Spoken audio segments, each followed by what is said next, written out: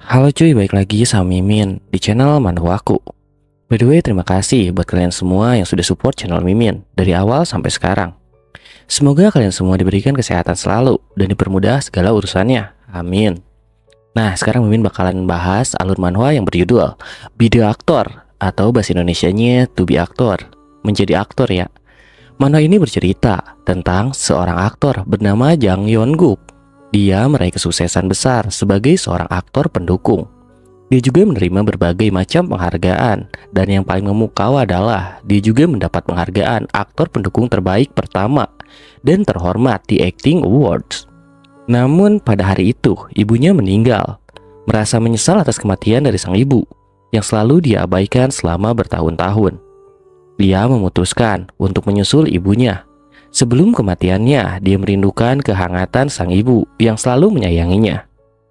Saat dia mengakhiri hidupnya, dia kembali lagi ke masa lalu, di saat ibunya masih hidup, dan dia kembali ke masa kecilnya. Nah, udah pengenalannya, kita langsung aja cuy ke alur ceritanya. Part kali ini diawali setelah makan siang. Yeongguk kembali Sunwon Entertainment dan mendapati wajahnya yang familiar menunggu. Di kantor CEO, Kim Song-hwan dan PD Kim Jin yang seperti ular duduk berhadapan. Yang terakhir melambaikan tangan untuk menyapa. Saat itu, CEO Kim Song-hwan bangkit dari tempat duduknya untuk menjelaskan. PD Kim, kenapa kamu tidak membicarakan hal ini dengan Yeongguk?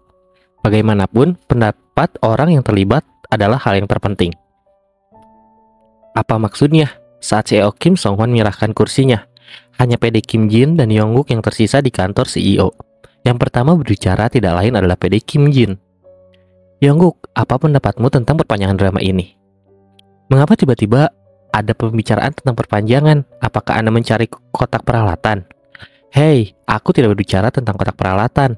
Aku bertanya apa pendapatmu tentang memperpanjang siaran drama. Terkadang kamu cepat seperti hantu, tetapi di saat seperti ini, kamu tidak mengerti apakah aku akan datang ke sini pada hari libur emas untuk mencari kotak peralatan. Apakah kamu pura-pura tidak mengerti? Tentu saja, dengan hanya beberapa drama yang pernah Yeongguk bintangi di kehidupan sebelumnya. Bagaimana mungkin dia tidak tahu tentang siaran lanjutan? Itu kebalikan dari akhir yang cepat, di mana perusahaan penyiaran memperpanjang jumlah episode drama dengan rating yang sangat tinggi. Menambah jumlah episode berarti mengubah seluruh jadwal selama setahun. Jadi itu adalah keputusan besar bagi perusahaan penyiaran. Itulah mengapa membahas perpanjangan sulit dilakukan, kecuali jika drama itu layak dipertaruhkan. Dari siapa itu berasal, saudara? Yeongguk, aku tidak menyangka kau seperti itu. Apakah kau sudah mencoba mengikuti jejak para petinggi? Siapa peduli dari mana asal-usulnya? Tapi menurut Yeongguk itu penting. Kalau hanya sekedar diskusi, Yeongguk tidak perlu berdebat. PD Kim Jin menatap tatapan serius lalu menambahkan penjelasan. Baiklah, itu datang dari pihak presiden. Apa kamu puas? Presiden? Ya, hei, saat ini tidak ada seorang pun di lokasi syuting yang tahu tentang masalah ini kecuali kamu, aku, dan aktor Seo. Hah? Ternyata itu adalah ikan yang cukup besar. Fakta bahwa presiden perusahaan penyiaran secara pribadi campur tangan berarti itu hampir sama bagusnya dengan yang dikonfirmasi setelah melalui tahap diskusi. Tentu saja, yang terpenting adalah pendapat penulis dan para aktor. Seolah membaca pikiran Yeongguk, PD Kim Jin mencondongkan tubuh ke depan. Saya dengar, Yot sangat populer di Jepang saat ini. TBK mulai menayangkannya 2 minggu lalu, dan rating episode pertamanya memecahkan rekor mereka sendiri. Tidak mungkin, belum sebulan sejak mereka kembali membeli hak, dan mereka sudah mulai menayangkannya. Kenapa tidak? Tidak ada alasan, itu tidak mungkin terjadi. Mereka membelinya dengan uang mereka, jadi terserah mereka, benar kan? Akhirnya Yeongguk pun mengerti. Dia lupa bahwa situasi saat ini sudah berlalu. Di masa depan, hak siar drama akan dijual di seluruh Asia, mengikuti gelombang Hallyu Korea. Namun, sebagian besar kontrak menetapkan bahwa siaran luar negeri harus dilakukan setelah penayangan domestik berakhir. Dan ada beberapa alasan untuk itu. Pertama, penayangan drama secara bersamaan dapat menyebabkan kekacauan di lokasi syuting, karena banyaknya penggemar dari luar negeri yang ingin melihat drama favorit mereka difilmkan. Kedua, jika drama ditayangkan bersamaan di luar negeri seperti di dalam negeri, jadwal para aktor akan menjadi padat dan waktu istirahat mereka akan berkurang. Namun, pedoman sistematis seperti itu belum ada saat ini. Masuk akal, karena meskipun mereka telah menjual hak cipta di luar negeri sebelumnya, ini adalah pertama kalinya mereka menjualnya dengan harga setinggi itu. PD Kim Jin terus berbicara, menyadarkan Yeongguk dari lamunannya. Jadi sekarang ada kekacauan di antara para eksekutif drama. Jika siaran diperpanjang di Jepang, mereka tampaknya bersedia membayar royalti 2 kali lipat untuk episode tambahan. Mereka pasti menganggapnya menguntungkan karena sangat populer. Dari sudut pandang perusahaan penyiaran, ini seperti menangkap ikan besar sambil menggali parit. Selain rating, mereka bisa mendapatkan lebih banyak dari royalti luar negeri. Itulah ucapan Yongguk. Hei, jangan terlalu berkasar. Apa menurutmu aku ingin memperpanjangnya? Tapi setidaknya kamu akan mendapatkan bayaran tambahan untuk episode yang diperpanjang. Yang aku dapatkan hanyalah gaji bulananku. Mengapa Anda tidak memberikan bonus kinerja Anda sendiri? Wah, kamu bertingkah seolah tahu segalanya tentang situasi perusahaan penyiaran, meskipun kamu masih sangat muda. Kamu benar, aku mengakuinya. Tapi bonus kinerja di perusahaan penyiaran terestrial tidak sebesar itu. Apa menurutmu aku mau melakukan hal perpanjangan ini dan mengacaukan malam-malamku untuk itu? Aku tidak punya pilihan selain bertanya karena mereka menekanku dari atas. Aku yakin penulis Wang dengan tegas menolaknya, bukan? Tapi bagaimana dengan Min Hei Nona? Lihat, sudah kubilang, kau seperti hantu. Aku bahkan tidak menyebutkan reaksi penulis Wang, tapi kau menyadarinya. Ya, sudah jelas mengapa PD Kim Jin datang jauh-jauh ke agensi tersebut. Karena penulis Wang menolak perpanjangan kontrak. Para petinggi ingin membujuknya melalui para aktor utama. Tidak hanya para aktor pendukung utama, tetapi bahkan para pemain pendukung juga menyambut baik perpanjangan kontrak tersebut. Bukankah itu wajar? Karena drama tersebut diperpanjang. Mereka dapat menikmati lebih banyak popularitas, beserta bayarannya juga. Agensi aktor Seo setuju, tetapi dia mengatakan dia akan melakukannya hanya jika Yongguk melakukannya juga. Yongguk sebenarnya tidak menyangka, namun jawabannya akan tetap sama, terlepas dari jawaban Xiao Minhe. Saya menentang perpanjangan siaran, karya tersebut harus berakhir sesuai dengan keinginan penulis. Jawaban Yongguk mungkin akan berbeda jika itu adalah kehidupan sebelumnya. Namun, dia telah bersumpah untuk menjalani kehidupan ini sebagai seorang aktor. Dia ingin meninggalkan filmografi yang layak daripada bergantung pada jaminan dan popularitas. Benarkah? Begitukah cara berpikirmu? Tentu saja, begitu pula dengan melukis. Jika kanvas dipaksa melebar, gambarnya akan memudar. Memang disayangkan bagi mereka yang berbeda pendapat, tapi begitulah menurutku. PD Kim Jin dapat mengerti dan mengangguk sebentar sebelum bangkit dari tempat duduknya. Anehnya, si Raja Kim Jin menyerah begitu saja. Tetapi yang bisa dilakukan? PD Kim Jin keluar dari kantor CEO dengan ekspresi pasrah tetapi senyum tipis. Matanya seolah berkata, seperti yang diharapkan, aku punya bakat membaca orang. Tak lama kemudian, Kim Song Hwan atau CEO kembali ke kantornya. Melihat sepatunya yang usang, Yongguk jadi merasa kasihan. Dia hanya memilih beberapa iklan dari sekian banyak tawaran yang dia terima. Kalau itu CEO agensi lain, mereka mungkin sudah memaksa Yongguk untuk menandatangani dan memfilmkan iklan tersebut. Maafkan saya CEO, ucap Yongguk. Tidak ada yang perlu disesali, luruskan bahumu. CEO Kim Song Hwan menunjukkan senyum ramah dan mengangkat ibu jarinya. Seorang aktor harus mementingkan dirinya sendiri. Kemudian, di pasar Namhang. Panas akhir musim panas telah mereda, dan ombak pun sudah tenang. Burung camar berpasangan dan terbang melingkari dermaga. Sementara para wanita muda berbaris dan berjalan di sepanjang sudut pasar. Pengucapan bahasa Jepang mereka menonjol, bahkan di antara dialek kental para Azuma Busan. Menurut kolom tersebut, ini seharusnya menjadi cara yang benar. Tidak, kalau kita lewat sini, kita akan lewat jalan yang panjang. Haruskah kita bertanya kepada para pedagang? Mereka adalah wisatawan Jepang. Karena status Busan sebagai kota pelabuhan dan letak geografisnya, banyak wisatawan asing yang mengunjungi Busan adalah warga Jepang. Namun mereka tidak datang ke sana untuk melihat-lihat pasar, tetapi tampaknya mencari sesuatu yang spesifik saat berkeliling. Setelah mencari melalui sudut-sudut pasar, mereka berhenti di depan sebuah toko yang dikenalnya, seolah-olah mereka telah menemukan harta karun. Kami menemukannya! Putra Namhang, Yongguk. Mereka memasuki toko yang dihiasi papan nama mewah, dan beberapa dari mereka berpasangan. Berkat mereka, Ibu Yongguk dan Azuma penjual ikan, Nyonya yang sedang mengobrol di dalam toko, terkejut dan bangkit berdiri. Tentu saja, tidak biasa bagi mereka untuk menerima kunjungan wanita muda, terutama di waktu yang tidak terlalu sibuk. Selain itu, mereka tidak terlihat seperti orang Korea dan berbicara dalam bahasa asing, membuat situasi semakin membingungkan. Apa yang kamu inginkan dari Namhang? Karena sudah lama berjualan ikan di pasar Namhang, Ibu Yang tidak asing lagi dengan turis asing. Ia berbicara dalam bahasa ketiga yang merupakan campuran bahasa Korea dan Jepang. Namun, para turis Jepang tampak senang memahaminya. Tojin, Tuan Tojin. Bingung, ibu yang mencoba menunjukkan seekor ikan kepada mereka. Tetapi salah satu turis mengeluarkan foto dari tasnya. Foto yang dilaminating itu menampilkan Kim Dojin atau Yongguk dari drama Yacht. Saat melihatnya, Ibu Yongguk mengusap matanya dan mendekat. Itu foto anakku. Ibu Yongguk, tunggu sebentar. Gadis-gadis ini tidak membicarakan ikan, melainkan putra Anda dari drama tersebut. Namanya dalam drama itu Kim Dojin kan? Itu yang mereka cari, bukan ikannya kan? Ya, Tuan Dojin. Akhirnya, para turis Jepang itu bersukacita seolah-olah mereka sudah saling memahami. Popularitas yacht baru saja mulai bersinar di Jepang. Popularitas Yongguk membawa kembali kejayaan Namhang sekali lagi. Di tempat lain, Yongguk, apa kamu melihat artikelnya? Anak muda sangat populer di Jepang. Manajer Lee Bong-chan bertanya kepada Yongguk saat mereka sedang berkendara menuju lokasi syuting. Yongguk mendengarnya dari PD Kim Jin saat ia mengunjungi agensi beberapa hari yang lalu. Selain itu, media telah melaporkan kesuksesan besar yacht di Jepang. Ini merupakan peristiwa yang luar biasa karena Korea Web belum menyebar ke luar negeri.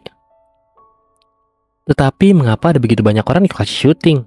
Sambil memegang kemudi, manajer itu bertanya sementara Yongguk menjulurkan kepala untuk melihat keluar jendela mobil. Lokasi syuting biasanya melarang orang luar masuk. Bukan hanya orang biasa, tetapi wartawan pun diblokir aksesnya untuk mencegah konten paruh kedua syuting bocor. Namun, itu sangat ramai. Memang banyak sekali orang. Mereka seperti berada di tempat konser. Para FD dan seluruh staf penyiaran berusaha menghentikan mereka. Tetapi tampaknya itu tidak cukup. Mobil itu bahkan tidak bisa memasuki lokasi syuting. Jadi harus berhenti. Tiba-tiba pintu belakang mobil terbuka. "Yongguk, jangan turun!" PD Kim Jin tergesa-gesa masuk ke dalam mobil, terengah-engah. Tidak ada ketenangan yang tampak di wajah PD Kim Jin. Buktinya, wajah dan punggungnya dipenuhi keringat. Jika orang asing melihatnya, mereka akan mengira dia baru saja selesai berolahraga.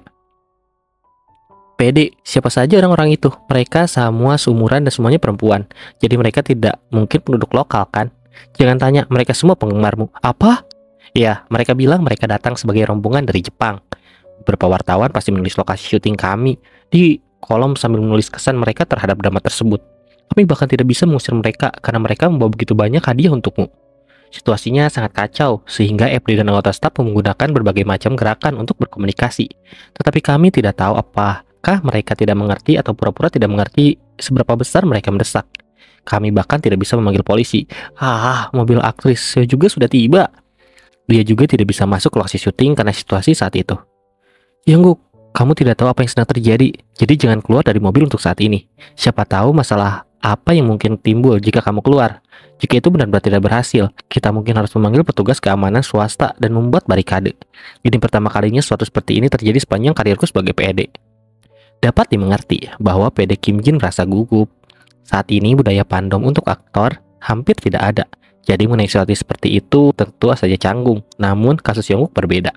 Di kehidupan sebelumnya, dia telah melihat berbagai macam adegan sebagai seorang idola yang berubah menjadi aktor dan telah bekerja dengan banyak idola yang berubah menjadi aktor. Para penggemar akan mengirim truk makanan ke lokasi syuting dan bahkan mengunjungi lokasi syuting itu sendiri. Itulah sebabnya mereka sangat bersemangat dalam memilih idola. Semakin cepat seorang idola dengan fandom yang solid mulai debutnya sebagai aktor utama, semakin besar kemungkinannya untuk mendapatkan rating pemirsa. Tentu saja, ada banyak kasus di mana drama dengan idola sebagai aktor utama gagal karena kemampuan akting mereka. Aku akan mengurusnya. Apa? Yongguk, jangan. Aku akan turun dan melihat situasinya dulu. Kedua orang itu mencoba menghentikan Yongguk, tetapi sudah terlambat. Yongguk membuka pintu kursi belakang dan berjalan menuju lokasi syuting. Manajernya dan PD Kim Jin mengikutinya dengan gugup. Yongguk telah melihat adegan ini berkali-kali di kehidupannya sebelumnya. Di lokasi syuting, orang-orang bercanda mengatakan bahwa mereka menjinakkan penggemar. Yongguk juga melihat bagaimana para idola memperlakukan penggemar mereka. Jadi, dari posisi Yongguk sekarang, dia tidak takut atau gugup. Dia hanya harus menyelesaikan situasinya dengan cepat. Tojin-sang! Begitu mereka melihat Yongguk, para penggemar Jepang itu bergegas, bangkit dari tempat duduk mereka dan berlari ke arahnya. Semuanya silakan berjalan pelan-pelan dan berkumpul di depanku. Jangan dorong orang di depan kalian. Yang di depan hati-hati, jangan terlalu dekat. Kalian bisa tersandung. Kalian semua datang jauh-jauh dari Jepang hanya untuk menemuiku, kan? Yongguk tak pernah menyangka bahasa Jepangnya yang berkarat dari kehidupan masa lalunya akan berguna seperti itu. Di sisi lain, staf syuting PD Kim Jin, manajer Lee Bong-chan, aktris Yoo Min-hye yang keluar dari mobilnya di beberapa titik, dan manajer semuanya tidak dapat menyembunyikan keterkejutan mereka. Bukan hanya karena Yongguk berbicara dalam bahasa Jepang, tapi juga karena para penggemar Jepang yang sebelumnya tidak mendengarkan, kini dikendalikan oleh kata-katanya. Mata para penggemar yang dipenuhi kekaguman dan kerinduan menatapnya. Saya benar-benar merasa terhormat bisa bertemu dengan kalian semua seperti ini. Saya ingin bertemu dengan kalian semua, berjabat tangan, dan memberikan tanda tangan. Tetapi seperti yang kalian tahu, syutingnya sangat sibuk saat ini. Saya akan berusaha sebaik mungkin untuk mengatur waktu khusus bagi penggemar kami di luar negeri, di agensi kami segera mungkin. Jadi untuk hari ini, tolong lihat saja wajah aku dan kembalilah di Jepang. Kalian menyebutnya Yubikiri kan? Sebuah isyarat janji dengan menyilangkan jari kelingking. Keributan yang disebabkan oleh penggemar Jepang telah mereda karena layanan penggemar Yongguk yang terampil. Serbuan hadiah dari penggemar Jepang sungguh luar biasa. Dengan bantuan beberapa manajer dan FD, mereka akhirnya dapat memindahkan semua hadiah itu ke ruang tunggu di lokasi syuting. Wah, ini ruang tunggu atau toko bebas? PD King Cobra Kim Jin menjulurkan lidahnya saat memasuki ruang tunggu. Yongguk cukup terkejut, hingga dia hanya bisa membayangkan bagaimana perasaan orang lain. Yongguk belum pernah menerima begitu banyak hadiah dan surat penggemar di kehidupan sebelumnya. Bukan hanya karena dia hanya memainkan peran pendukung, dia memilih peran yang kasar dan jahat. Jadi itu wajar saja. Bahkan ada saat ketika Yongguk sedang minum di bar, dan beberapa gangster datang untuk menyambutnya, mengira dia seorang preman sungguhan. Apa ini? Surat penggemar? Tanya PD Kim Jin. Kenapa kamu melihatnya? Ini surat untukku. Hei, aku toh tidak tahu bahasa Jepang, jadi apa salahnya kalau melihat sebentar? Surat-surat penggemar ditulis dalam bahasa Jepang. Surat-surat itu ditulis tangan, huruf demi huruf. Bagaimana mungkin? Yongguk tidak bersyukur. Kata-kata tulus dari para penggemar terukir di mata Yongguk yang jauh di dalam hatinya. PD King Cobra Kim Jin menjulurkan lidahnya lagi saat melihat Yongguk fokus pada surat-surat penggemar. Yongguk, kapan kamu belajar bahasa Jepang? Aku belum pernah melihat orang yang bisa mengenangani penggemar sebaik kamu selama aku menjadi PD. Terutama orang Korea yang berusaha dengan orang asing. Biasanya aktor bersembunyi di belakang manajer, mereka yang tidak keluar dari mobil. Tetapi kamu, Yongguk, seperti garda terdepan yang pergi berperang. Kamu baru saja maju dan berpidato dalam bahasa Jepang. Astaga, bahkan sebagai seorang pria, menurutku kamu keren. Kenapa tiba-tiba kamu memujiku seperti ini, PD Kim? Apa kau punya permintaan? Apa itu terlihat?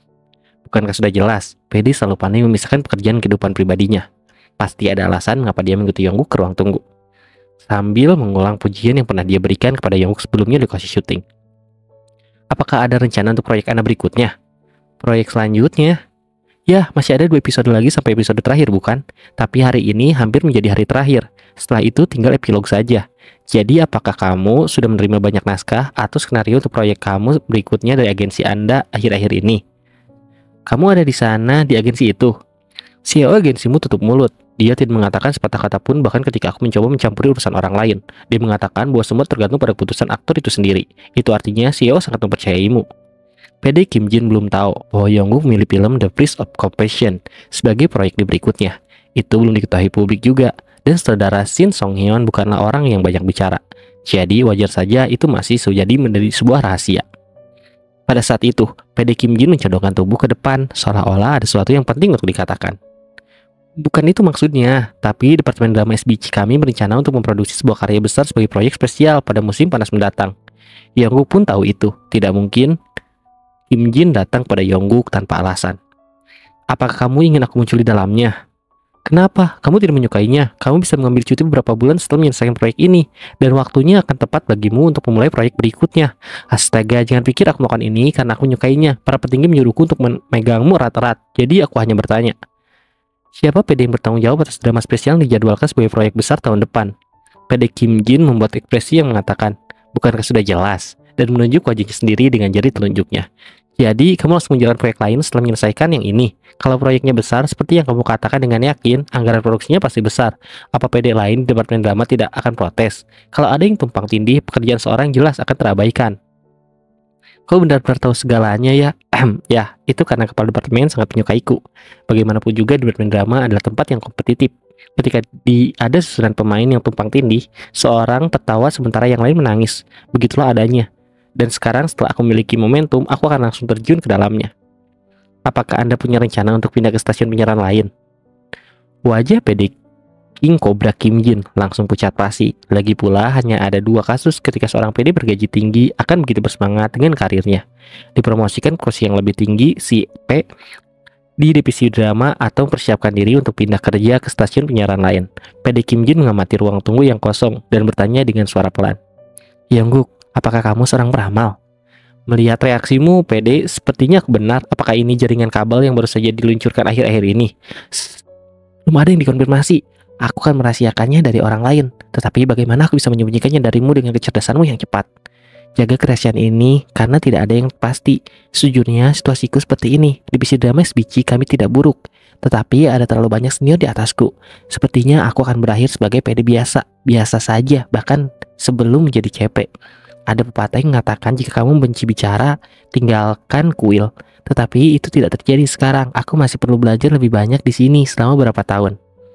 Sebagian orang mungkin akan mengumpatnya, menyebutnya seorang pengkhianat, tetapi Yongguk mengerti. Bukankah Yongguk sudah lama mengamati ekosistem penyiaran di kehidupan sebelumnya? Menjadi PD tidak menjamin pekerjaan yang stabil. Di masa depan, bahkan penyiaran pun sering mengatakan diri sebagai pekerja lepas. Hal yang sama berlaku untuk PD.